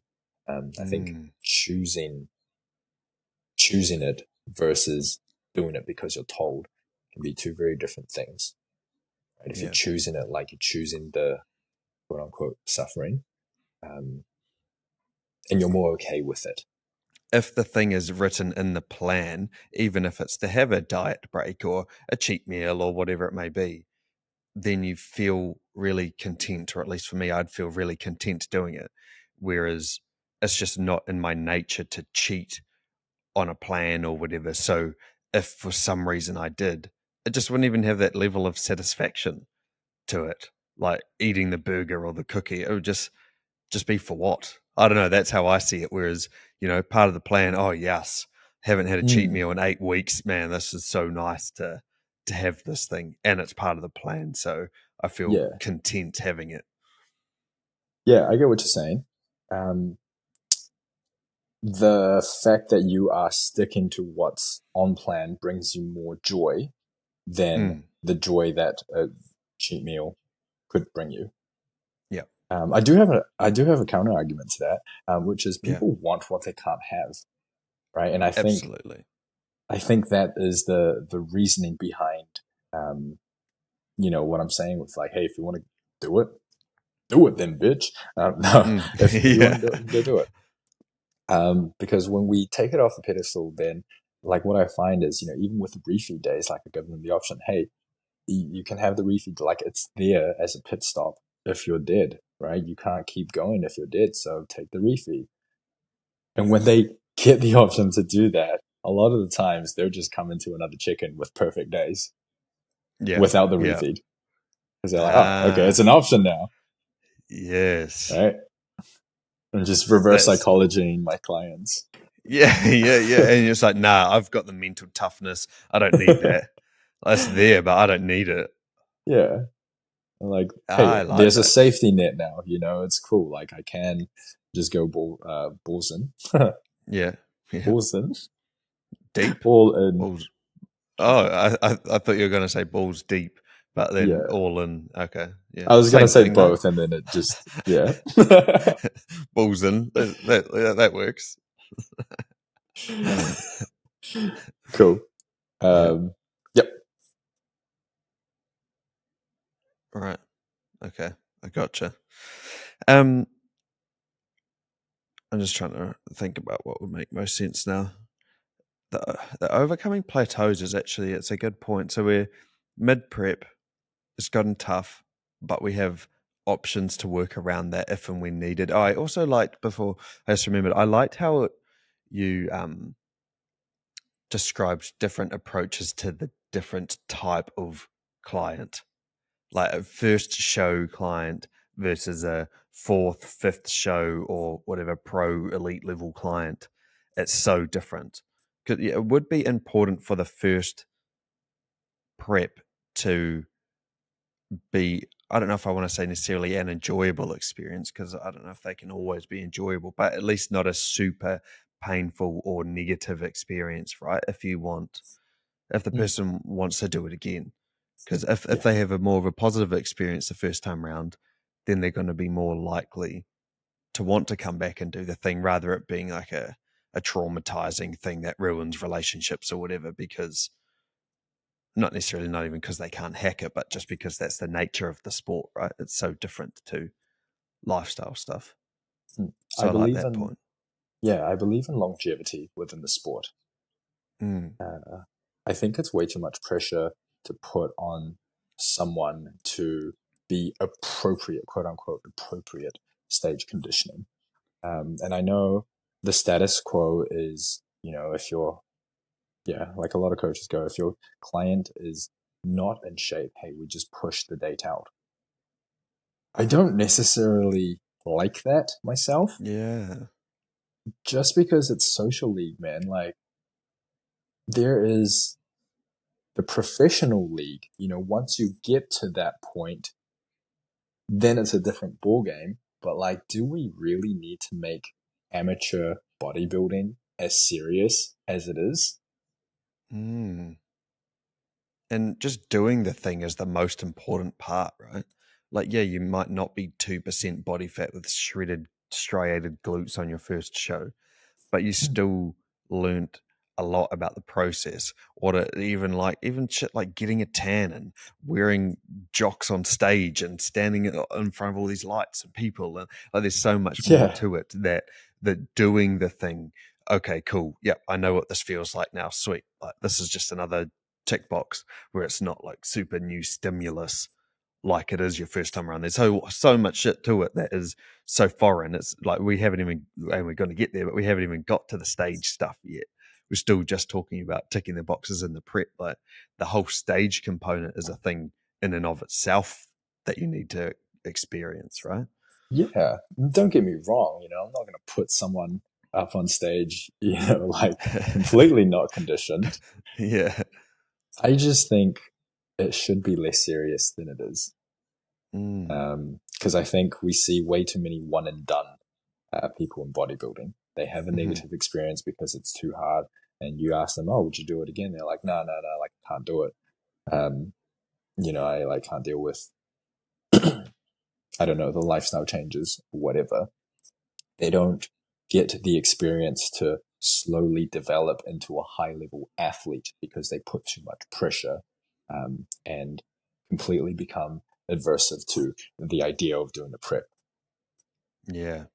Mm. Or even like the approach that they took was damaging to the body in too much of a severe way. So their metabolism doesn't really recover or their hormones are out of whack. So they have an adverse physical response to it like that. So no wonder you wouldn't want to do it again Mm. if the first time you did it around wrecks your body. Because, yeah, it's not like the quote unquote most healthiest sport, but there's better and worse ways to do it, right? You can do it in a Yeah. way where your body can bounce back and it can be sustainable and all that kind of stuff. Mm. Yeah. And I'm not So, like, promoting like all bodies are beautiful. Like that's not the angle that I'm taking this in. yeah. Yeah. Yeah, it's bodybuilding, man. Yeah. So, overcoming plateaus. Thanks for reminding me about that. Even though I have my notebook here, I find that I actually don't really look at it that much. But overcoming plateaus. So we hit this hard spot. It's far less likely to have plateaus in the first weeks, right? That I assume that would be correct because you've taken this big whack on the calories. So it's more likely that you're not going to hit a plateau unless the whack wasn't big enough or whatever. But when we get closer to the comp, as we kind of alluded to, I think when we first started, it gets arguably more and more difficult the closer you get. So you're more likely to hit plateaus more regularly. So when you do hit plateaus, what kind of tools or manipulations do you bring into the plan to keep driving the body fat down? Mm. I think when it comes to sorry, I think when it comes to plateaus, the first thing that we need to understand is the definition of what a plateau is, right? Plateau is when you are making progress and all of a sudden you stop making progress. That is a Mm-hmm. plateau. Because I think generally in like the fitness industry, plateau is just kind of like a buzzword that gets thrown around, you know, Yes. and then everyone's like, "Oh, I've hit a plateau." It's like, bro, you're like a year into the gym. You haven't you haven't had a Yeah. plateau. Like you Yeah. haven't hit your ceiling yet. Yeah. I was going to say, adding to that, that makes sense. That almost a plateau has to assume that you're doing everything in your power right now to achieve the thing, and that's not working. If you're just Mm. not doing enough of the thing or whatever, you haven't hit a plateau. You're just not doing it correctly. You're not doing enough Yeah. or Like the something. progress has plateaued, but I think people put plateau versus hitting your genetic ceiling in the same box Yeah, right. when they're You very, can try some different manipulations and variables. You're not at your ceiling. You've been training for a year and you're yeah, 19 or something. yeah, yeah. So, Yeah. so focusing down on like what the definition of a plateau is okay. You see your body weight drop, and then all of a sudden it's not dropping. Sure, that it's a plateau. It's not because you've hit your genetic ceiling or whatever. It's Yeah. just whatever it is that you are currently doing is just not working anymore. So Mm. step one is you run the diagnosis. You figure out what the problem is before you start fixing it, right? Mm. Think Yep. about taking your car to a mechanic. The mechanic isn't just gonna start bringing out his tools and start taking the engine apart and being like, cool, I'm gonna change the tires. Yeah. They run a Yeah. diagnosis and they go, okay, it's leaking because the seal or valve or something has broken. All right, then we need to fix that seal. Yeah. So we need to run the diagnosis. We need to address what exactly it is that isn't that is happening. How do we address plateaus? Okay, how do we come about fixing it? Well, it depends. What is the problem? Is the problem that you are not losing weight? All right, then we need to dig a little bit deeper. Are we not losing weight, but we can visibly see that our body fat is dropping? Would you say that's a plateau? No, I'd say sick. You're gaining muscle. Yeah. I mean, the goal is to lose fat. You're seeing that the fat is dropping, and it's just not showing up in one of the ways that we measure the progress. Yep. All right, cool. I wouldn't be worried. But if there's no changes to body fat, weight still stays the same, and we run that for a few weeks, couple weeks, maybe a few weeks, too long for bodybuilding fair, couple Yeah. weeks. Okay. Then we need to address the problem. So I think at the most basic level, all right, our calories in and calories out are just not matching up. But also we can look at other things like, is our body maybe a little bit more inflamed? Are we running off of 2 hours of sleep? We are under the pump at work. We've increased our steps, our cardio, and we're just like retaining a bit of fluid, because that can also mask the changes that we should be seeing in our body fat. Yeah. Yeah, that's true. It's not really the same point, but in a way it's kind of similar, like an indirect thing. I thought of there as maybe you've started like working from home or something instead of walking into the office or something, like thinking about, was it like TDEE or your NEAT and all that kind of stuff, like has your unintentional activity dropped in Yeah, that time too? Yeah. Yeah, I like absolutely. that. So we got to be really like open and creative about running the diagnostics, Yeah. right? And figure out like what is it? Because maybe it is you just like start working from home. Cool. All of a sudden, this magical catchphrase of a plateau, has just become, oh yeah, right. I'm just not moving as much. Yeah. It's not so mystical anymore. Yeah. Or maybe, I have changed. Yeah, maybe it's a scenario where you're tracking your macros, right? And you're going with the same food options. You get bored of it. So you change it to completely different food options, and you rejig the whole thing. Mm. Maybe you're scanning back the barcodes on, the back of the food packaging. And that always allows for, don't quote me on this, but I think like maybe 20% variability, Yeah. right? You do those things. Maybe it's just like a different value on MyFitnessPal that you're tracking, right? Maybe it's Yeah. just all of those things that add up that are causing the discrepancies between, your calories in versus calories out. Cool. We've then Right. just identified another reason for your perceived plateau. Mm.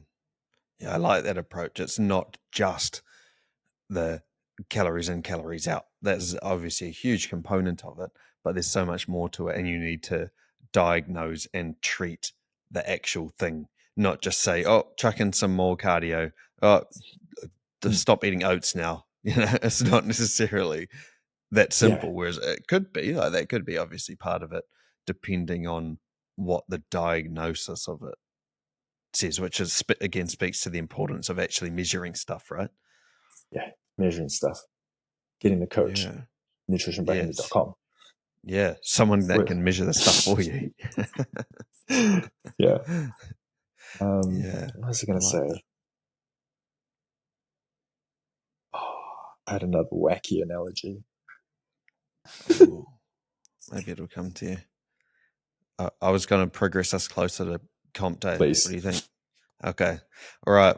So we've done those things. We run the diagnostics every time we've hit our plateau, and we're getting closer to show day. Let's say maybe in the final 4 weeks, and that's starting to heat up a bit. What does that final few weeks, 4 weeks, whatever it may be, before show day look like, and what kind of manipulations would you typically do coming that close to show day? Mm-hmm. As we get closer to the show, I think it's all about reducing your variables.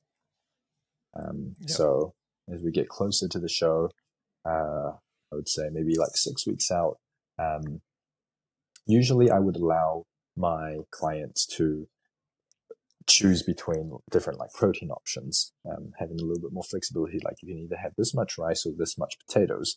But closer to the show, let's just pull back, get to the basics, and just stick with one kind of option day in day out. Now, Yep. is it sustainable? No, but we're doing a bodybuilding prep. All right, this is Yeah. just a part of it. Balance is subjective. If it's a lifestyle Yes. client, that is not balance. But in a bodybuilding prep or in a bodybuilder's career, balance is not on a week to week basis, but rather a season to season basis, right? Yep. For me, being like that with my food, and essentially like being a bit of a hermit, saying no to things, that to me lines up with my values as a bodybuilder, and therefore I am achieving balance within my life. Yes. Exactly. So I would, yeah, I would go back to the meal plan and go, cool, let's just choose one option. And that is our, only option for breakfast, for lunch, for dinner. In the last 4 weeks,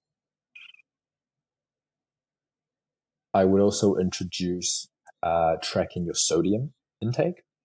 Oh Now, yeah. just like sodium, salt doesn't really have any, but doesn't have any calories. And during the prep, I would kind of just go, all right, you just get as heavy handed with the salt as you want, whatever, man. Whatever to Yeah. make your chicken breast taste good. Yeah. You need it. Long road Yeah. ahead, brother. Yeah. But as we get closer to the show, I'll get them to measure out however much sodium, could be 6 grams, 8 grams of table salt. And then I'll get them to put it into a container. Mhm. And then they can just use that to season their food throughout the day. Mhm. And if they don't use it up, all right, chuck it in your water, have it before your training. Hey, get some blood pressure up, increase intravascular volume. You get a better pump. Yep. But yeah, controlling everything. So we know when we do change things, it's that particular variable that is causing whatever differences that we're seeing. Yeah. Would you do things like, do you ever do like a deplete or anything like that? Yep. So prior to carb loading, and this is way closer to the show than 4 weeks, so maybe Yeah. 1 week out from it, we would do a carbohydrate depletion stage, Hmm. and then we'll load them up once we've depleted all of their stores. And the logic behind that is when we deplete our stores, we create an opportunity for glycogen supercompensation, right? So Mm. when we do fuel, and I guess when we do introduce a large quantity of carbohydrates, it allows the body to hold, think up to 150% of its usual volume.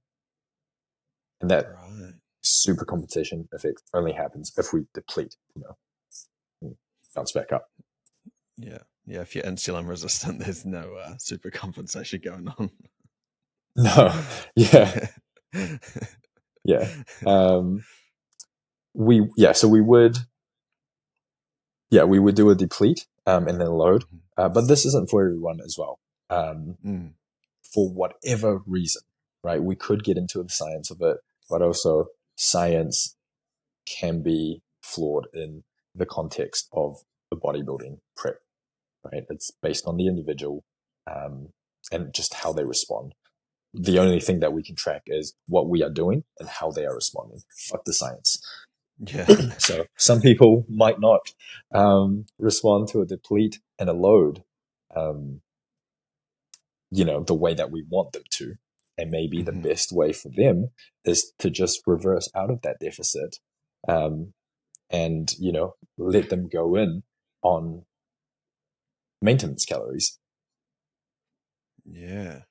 Yeah, but and that's a subjective component to it too, right? There's like the cookie cutter idea or the one size fits all that we do a deplete and then we do a carb load and then we increase water and sodium and whatever. And that's like on the bit of paper, that looks like what we should do. But like you say, each individual, that science experiment analogy again, each individual is a different test subject that is going to respond to stimulus and variables differently. Yeah. There's way too many things going on in life, in the Yeah. person's body, and, the wider things, like, for us to just go, cool, this is what the science say. And, like, that's the formula. Yeah. First of all, we don't even know the formula that well, you know, Yeah. and I think I can just leave it at that. Like, we don't even know the formula that Mm. well. Bodybuilding is about achieving a certain look. We Mhm. could break it down into how do we fill up the muscles as much as possible, and how do we get the skin as thin as possible, and use those, basic levels of knowledge that we have, like, hey, glycogen supercompensation, whatever, and achieve that. But, like, ultimately, we just monitor what result we're getting based on what we're doing. Yeah.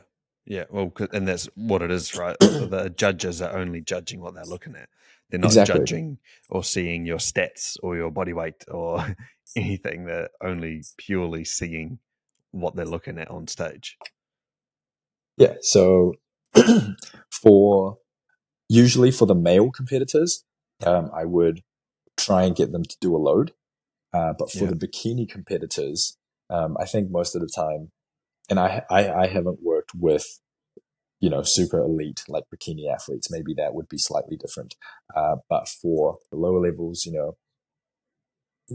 those that are trying to come first in their division at a regional show, for those Hmm. guys, I kind of just have them going on low days, keep abdominal bloating at a minimum, and let them go in as it is. Right? Bikini competitor, we don't need them to be super shredded or anything. Yeah. I was going to say that that's the difference with bikini, and the probably the difficult thing about bikini actually is that you're not wanting them to get as shredded as possible. It's like Hmm. you want some separation, but you don't want striations. So that's the balance, I suppose, with a division or a category like that. Yeah. So it's about what division they're going into and what look we are trying to achieve.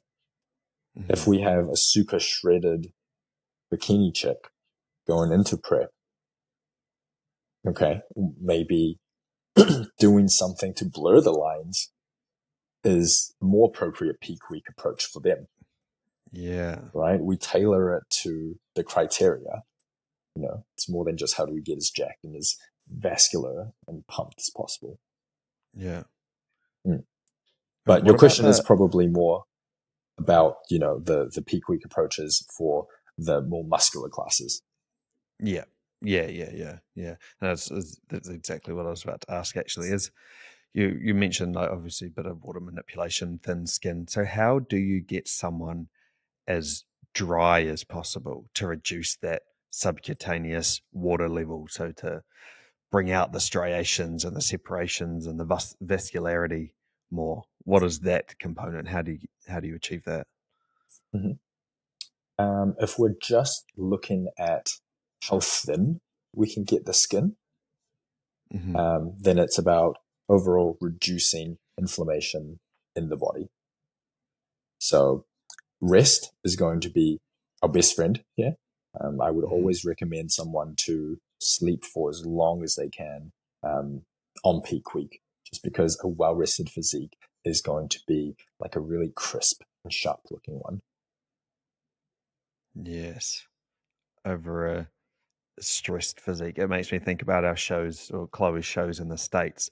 And obviously there's the flying component, but like flying there, like trying to check into your Airbnbs, like the first few days, the body just holds so much water Mm, from all of that. Like, and there's some external stress, but it's not like you're really training that hard or anything, but just all the mental stress of it all. yeah, Like it's so interesting to see in those final 1 or 2 weeks how the body does respond to that. yeah, absolutely. Mm. Um, if you end up cutting water, you will look softer. You will look more watery if you cut water. That sounds so counterintuitive. Yeah. So the best way to go about it is to keep water consistent. You want to be in a euhydrated state, not a dehydrated, not an overhydrated state. You want to keep it the same. And then on show day, when you pump up, that's when you want to load water a little bit more, along with sodium, to really increase how much blood flow you have. So our body can spare the blood to the muscles. If we're in a dehydrated state, because your brain and your heart is more important than your biceps looking super jacked on stage. not, If you're not today, G. dehydrated, yeah, yeah. Not today. If you're dehydrated and you're trying to pump up, like your body's not going to allow that. Your body's not going to allow whatever little blood flow you have to go towards those muscles rather than giving your brain and heart oxygen. Yeah, yeah, Mm. that makes And also sense. It's like your muscles are mostly water. Like, yeah, again, it's an exactly. equation of how much muscle is underneath pushing against how little fat is, or how little skin is on top, right? Hmm. If we can blow up the muscles and push against the skin more, shouldn't that create more of a thin skin look than Exactly. just dehydrating and deflating the muscles? Yeah. Hmm. I mean, in Sure, theory, that up sounds right, close, right? Yeah. yeah, like sure, up close, if you're super dehydrated, um, your skin is going to cling to you because total body water is down, and the skin on your abs is going to look like a fucking foreskin. So I don't know why I Yeah. said that. Um, Hey, that's a good analogy, though. It I'm works. sorry. Paper Um, thin. Thin as paper. There we go. Thin as paper. Nah, Yeah. thick skin sounds cooler. Nah, it does. Yeah, That's a better hook. like up close, it's gonna look super thin, but like no one's looking at you like this. You're away from everyone under stage lights, and your muscles are going to create more shadow than how thin your skin is clinging onto the muscles. Mm, That yeah. being said, yeah, if we do increase carbohydrates, increase water, increase total body water, like sure, because it is all proportional. Like the amount of water that's going to be in the skin is going to be slightly higher as well. But then again, that just comes back down to what look are we going for? Where is that perfect crossover of how much water in the subcutaneous skin layer that we can sacrifice because it just makes our muscles look that much bigger? Yeah. And so So there's no right way to peak someone. We just have to do the things, assess it beforehand, and go, this is the combination that we want. mm, and that's where the terms of like full, flat, and dry all come into it, right? And even at the professional like bodybuilding level, you always hear people saying, "Oh, I came in fuller to this show, or I came in drier to this show," or like there's always like a ratio. You're not necessarily going to be completely full, completely dry. Like, I mean, it is possible, but it's just Mm, generally some sort of trade off or some kind of strategy in there to push for more fullness or to push for more dryness, depending on, I suppose, your competition and what level of muscle mass you're holding, right? mm, yeah. So the science isn't, um, yeah, I think when we talk about like the science of bodybuilding, oh man, I'm gonna get crucified for saying this. I Do think it. I think the science is less so in the literature, but more so in the art form of how to monitor, um, how to monitor like what's happening in real life. Like I Mm, think the science is the art of doing those things. yeah, because if you present a, I don't know if perfect is ever possible, but a perfect art piece, it shows you that you had the science right. You don't just stumble upon an amazing physique. It comes from dedication and measurement and gradual changes and sticking to the thing. You don't just somehow turn up on stage shredded, full, and aesthetic. It's all very measured. Yeah. It's the set of systems that you have in place rather than what the researchers in the lab said. You know, Yeah, all of those things help us to make those decisions, but ultimately we have to find the recipe because they didn't do the tests on you. They did yeah, the test on a population average of a specific, well, of a sample average of a selected group of people. Right? They're yes. giving us the clues, and that's it. How I heard it described is that if there's a set of 100 people and then they take the average from the test, you're never the average. You could be the person up here, or you could be the sample down here. Like you're never going to be this, or there might be the chance, but more likely you're going to be one of those individual dots somewhere on that distribution. You're not going to be Yeah. smack bang in the middle. You're going to be placed somewhere on there. So an average is a good indicator, but not necessarily like an objective thing or objective rule that applies to everybody. Hmm. Yeah. And in terms of that peak week, maybe just zooming in on it a little bit I need to more get in my the power bank. Oh, oh full shit. percent. Um okay, couple more questions and then I reckon we'll be done. But just zooming in more specifically into this peak week, and you're talking Mm. about carb loading. Could you describe what a carb load looks like, maybe in terms of quantity of carbs and typical carbohydrate sources? Like just, yeah, just kind of illustrating what those carb loading days could look like. Okay. Um, ooh, just an example. Again, this is just going to be an example. I don't want anyone listening to this like going, "Hey, this is the Mm. recipe." Like, Yeah, yeah, yeah. I'll just run through what I did last trip. Would that suffice? Yeah, that's good. Yeah, yeah, yeah. Okay. So last prep, I depleted for 3 days. 3 days because I ran the depletion before and I used my body weight as a gauge. After about 3 days, when I dropped the carbohydrates, my body weight also stopped dropping. The Hmm. the weight loss plateaued. The water weight loss plateaued.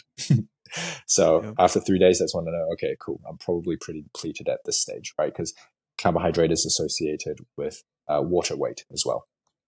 So Hmm. I use that as a guide. Cool. 3 days is my depletion stage. I increased my calories up until maintenance. This is one thing that I forgot to mention earlier on. But for that week, I generally like to have people in maintenance because we want the body to recover. We don't want to be in a deficit anymore. Yep. We want peak week to essentially be a week of rest and recovery. Hmm. Cool. So protein was basically pretty much the same.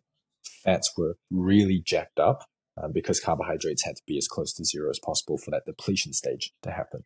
So the only way to meet my energy requirements were to use fats. Um, oh, I don't know, I was probably at about 2,800 calories. Yeah. What did I that think, look like when it was just mostly protein and fat? Like what were your food sources? yeah, I had lots of avocado. Um, Ah, yeah. Yeah. yeah, for also to get a bit of potassium in there as well, because potassium is an intracellular, um, what is it? Electrolyte. Um, Yep. Yep.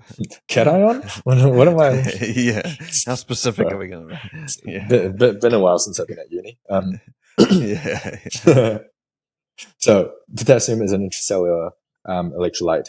And so if we increase the size of the cell, because we are going to pump carbohydrates and subsequently water into those cells, we probably want the electrolytes to come up with those changes as well.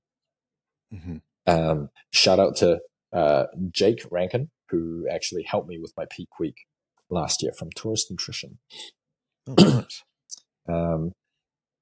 Yeah, so that was his idea to bring the avocado up, and I thought about it, and I was like, wow, bro, how am I a dietitian? That's some big brain stuff. Yeah, I was like, hey, that makes a lot of sense. Anyway, so Yeah. Avocados, lots of eggs, because at that stage in my prep, I was just hungry all the time, so I needed some eggs in there to help me feel full. I was Yep. actually eating something. Lots of vegetables, because when it's just chicken and fats, the actual volume of the food, um, isn't that high. So kind of Mm. need something to fill up my stomach. Yep. Um, Olive oil, peanut Mm-hmm. butter, Yeah. and Okay. chicken and protein powder. Yeah. Okay, that makes sense. Yeah. Hmm.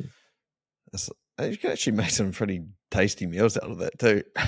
Like, that's actually Yeah, not like it's super horrible to eat. Those are actually some good choices. Okay, that makes sense. So protein, higher fats, and then it would be basically zero carbs, right? Just whatever's in the chicken or the eggs or whatever, which is virtually zero. it ended up being about, I think, 40 grams of carbs, Yeah, including the avocado and the vegetables, that kind of stuff. yeah, Bits yeah. from the peanut butter. But yeah, as close to zero as possible. And then the carb load days. What do I eat on carb load days? Lots of rice. Yeah. I think I smashed 2 boxes of cereal. Um, yeah, 2 boxes of cereal. I actually have it on my MyFitnessPal. Should I pull it up? Yeah, yeah, yeah. If you Can you think still so. see me? Nah, that's all right. Okay, so uh, on the Wednesday, 8th of November, 3 days out from my show in Bali, Mm-hmm. the calories were 4,246. Mm-hmm. Protein was at 177.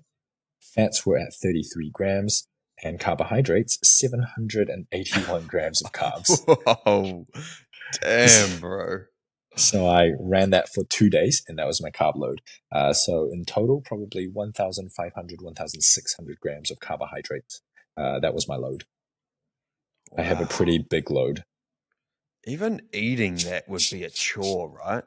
Like you would have to. What were you eating? Like every 2 hours or something like that? Yeah, it wasn't fun, because I'm Yeah. not a very food-driven person. Mm. So I would get through like half my day being like, oh, yes, sweet, I still have the whole day to do this. And then at the end, I just have to like stuff myself. Yeah, bro. But That's I a went chore. through 500 grams of cornflakes. That was just shy of 2,000 calories. Damn. I had 2 bananas. Mm-hmm. I had 5 scoops of Powerade. Mm-hmm. So I think that would be the equivalent of 2 bottles of Powerade. Yeah. I had 130 grams of Rice Krispies, so more cereal, and Yep. 600 grams of rice. Damn, bro. And the next day was pretty much the same thing. Yeah. But I think I ran out of cornflakes, so I had more rice. Yeah. So the interesting thing I find about a carb load is that you've been in this mad deficit for so long, and you'd think you'd be looking forward to finally having heaps of food, and then you have your first meal, second meal, and then you're just like, oh, this is hard to eat. You're all of a sudden at this point where it's too much food to try and consume, and that becomes the challenge is to get all of it in. Oh yeah, absolutely. Bodybuilding is about the extremes, right? When you're dieting Yeah. down, you're super hungry, and like your relationship with food is just a little bit fucked. Yeah. But Yeah. when you're in the off season, you're trying to drive food up because you're trying to maximize that nutrition environment for growth. And so your Mm. relationship with food is still fucked because you're like, I don't want to eat. I don't want to eat another meal, man. Like, I've had enough. Yeah. Yeah. All right. So we've done the carb load. Now show day. Now, when I competed, obviously I've only done a couple shows, but whenever I told any of my mates that I was competing, their first question was always asked, or they always asked, "Oh, what? Do you have to get a tan? Do you have to get a spray tan?" I'm like, bro, cutting down for like 16 weeks, like doing all this stuff, and all you care about is if I have to get spray tan. Like, yes, I have to get a spray tan. So when it comes to the show day, can you speak to some of the unique things about doing a bodybuilding show specifically on the day? Things I'm thinking about on the top of my head is like obviously wearing posing trunks, having to get a tan the day before, day of, and having to obviously pose and present your physique. So yeah, could you speak to some of those specific like bodybuilding show day things that are quite unique to the sport? Hmm. Okay. I think I would like to bring it back to the night before the show. Yeah. So registration usually happens the night before, where you go there, you get your numbers that you put on your little undies, Yeah. and you kind of just get marked off like, cool, have I entered into the right categories? If they have posing routines, sweet, is that your song? And just general like, hey, I'm there. You also get a base tan the night before as well because you got to marinate in it, right? Yeah. gotta marinate and have the tan actually stain your skin before you go back for the top coat, the finishing um, layer on the day. Yeah. Cool. And then on the day, you go to the venue, you get your top coat, um, and there's a lot of waiting around.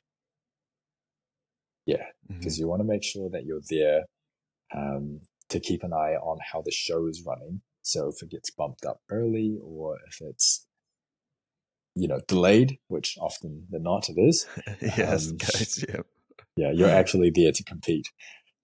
Um, yeah, oh man, I remember back in the day, there was this guy that beat me at the prejudging show. Um, I Mm. went in the off season because I just wanted to qualify for nationals the following year. So I didn't give a shit, right? Like I was like, oh, come up, Yeah. with some like man moves, like whatever, man. Like, yeah, I got a bigger job to do later. Um, Yeah. but he didn't show up in time for the evening show, like the routine and where you actually get the placings. But they gave the first place trophy to me. I was like, thank you. I will Oh, take that. damn, bro. You're more on time. Here we go. You win. Yeah. Damn. Um, yeah. So more, okay. Aside from getting a tan, Mm. pumping up. Yeah. That's another one, which is quite strategic, right? Because again, it's that timing piece. You're like, okay, it says Classic Physique Class B is on at 11, but it's been bumped to 11:30. So I don't want to start pumping up at quarter to 11 or 10 to 11 or whatever. That's too early. I need to start pumping up at quarter past or 20 past or something. Yeah. I think most people stitch themselves up by pumping up too early. Yeah. And, the pump that you get at the end of a long workout isn't the same as the pump that you get like, one exercise in, right? Mm, You've kind of mm, faded a little bit. Um, so you have to account for that. Personally, I pump up with like 10-15 minutes to spare. yeah. That's just what I've noticed with my body. Like I can generally can get a pump pretty easily once I load my sodium and my water.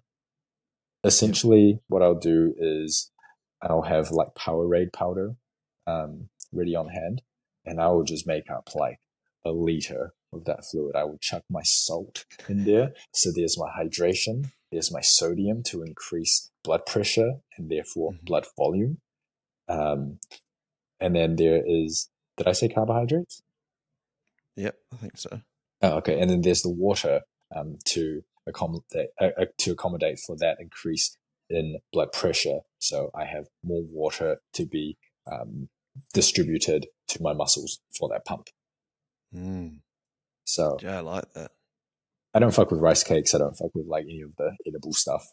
Um, Yeah. I kind of just drink my carbs. Yeah, It's one that's stop shop. interesting. Like done. But yeah, exactly, because then you're getting the hydration in there too, and it's super fast digesting.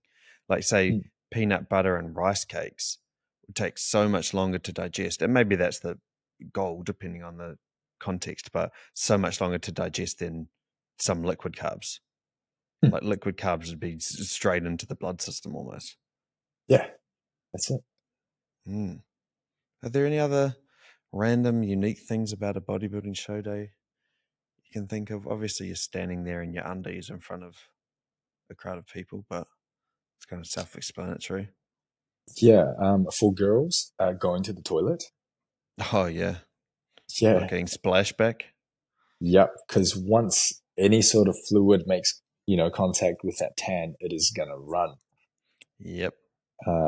So good tip uh, is getting a coffee cup. So if you don't have a shiwi, Yeah. you get a coffee cup, stab a hole down the middle, and boom, now Yes. you got a little funnel. Damn, that's so like nostalgic to so many shows I've been to with Chloe. That's crack up. That's a great tip. Yeah, Babe, man. can you get me a coffee cup? Yeah. What, do you want a coffee? No, no, just the cup. Yeah, man. I feel like that's probably it, right? Does that does that feel like the right place to wrap it up? Was there any other points that you wanted to make before we finished? Have we missed anything? Fat loading. There's also a Oh yeah. place and time for fat loading as well. So just like carbohydrates, there's storage space within the muscles for intramuscular triglycerides. So if you can combine fat loading with carbohydrate loading, you can try and fill out more stores that could uh, increase the size of your muscles. Mm. So that's where like peanut butter rice cakes actually kind of make sense. So that sort of fits that picture. Yeah, yeah, totally. Yeah. The order Nice. in which you do it in, um, yeah, I don't know if there's a right order. Then I don't know if it's been studied. Can you Yeah. even study it? I don't know. Don't know. Maybe there is, and some researchers listen to this like, how dare you? It's so My obvious. life's, How do you yeah, not know that? yeah. Put some respect on my life's work. Yeah, yeah, yeah. Yeah. But in a real world setting, no, um, Yeah. in the setting of me working with a client, um, yeah, it just comes down to, do we have enough time to trial out these different clues that we know from the literature? Hmm. Do we treat the depletion stage as also a chance to fat load and then assume that we've already fat loaded before loading the carbs? Or Yeah. do we load the carbs and then at the very end of it, maybe we've maxed out our glycogen storage, um, because intramuscular carbohydrate stores, your glycogen stores in the muscles, doesn't really get touched unless you're like working it out, unless you're using your muscles. So Yeah. maybe under that premise of you maxing out those stores, maybe then we load the fats the night before. Mm. Oh, that's interesting. I've never heard that concept of fat loading, but that makes so much sense if Mm. that's also going to help fill up the muscles. I only ever really, when I think about fats, I always think about like hormone balance and bodily function, and but to think that it can actually like superficially help too in terms of the look, Mm. that's The other news to thing me. to add as well is during the carbohydrate depletion stage, when you're sorry, during the carbohydrate depletion stage, when you're loading, when you're increasing your fat intake, it's very important to stay away from saturated fats. Mm. Just because saturated fats um, can then cause your low density lipoproteins, your bad cholesterol, to increase. And that's the kind of cholesterol that, what's the easiest way to put this? It's like an inflammatory response or something, or This is where I should have written my notes. Insulin sensitivity. That's right. Okay, cool. Okay, I gotcha. Yeah. So during the carbohydrate depletion stage, when our fats are high, it's important to keep the fats as unsaturated fat sources, because if it is saturated fats, then that's going to increase our cholesterol, which can then decrease insulin sensitivity. So if we decrease insulin sensitivity and then we load carbohydrates, well, we're not really in the best environment to then take up the carbohydrates into the muscles. Mm. Because your system isn't as good as pushing that or shuttling that into the right places. Kind of. Because the cholesterol is then now kind of embedded into the cellular structure. So the phospholipids on the cells. Yeah. So it's So almost that's like blocking it.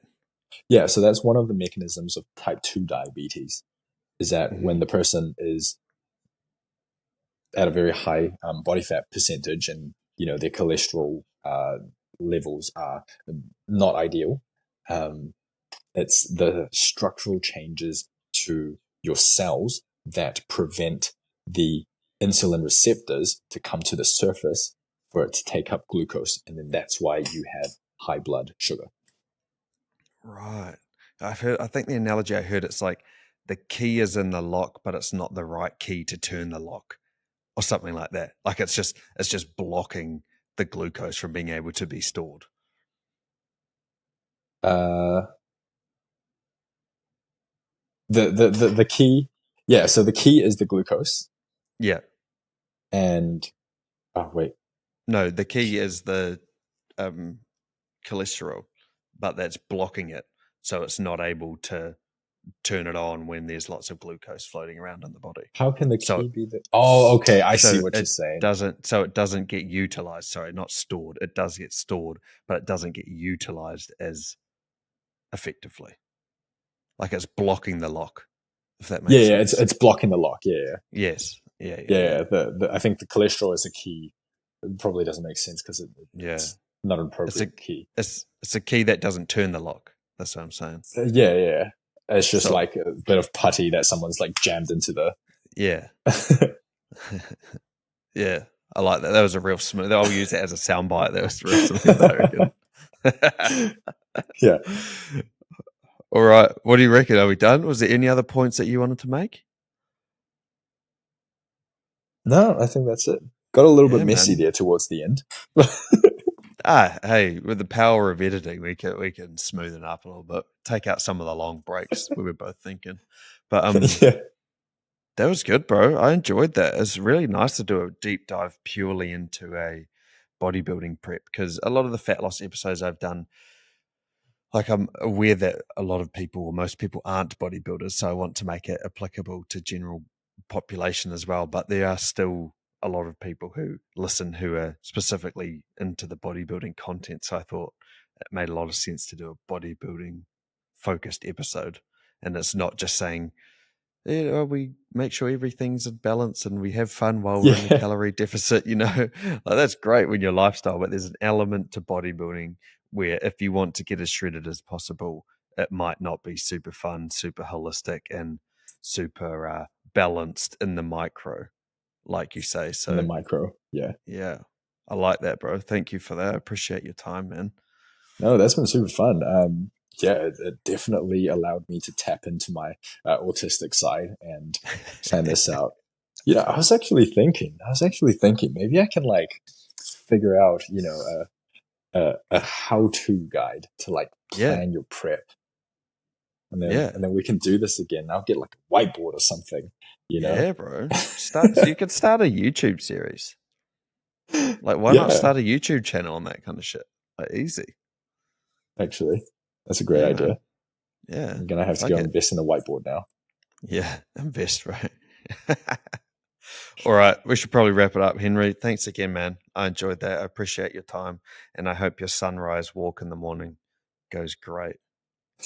Thank you very much, Cam. I'll catch you next time. Yeah.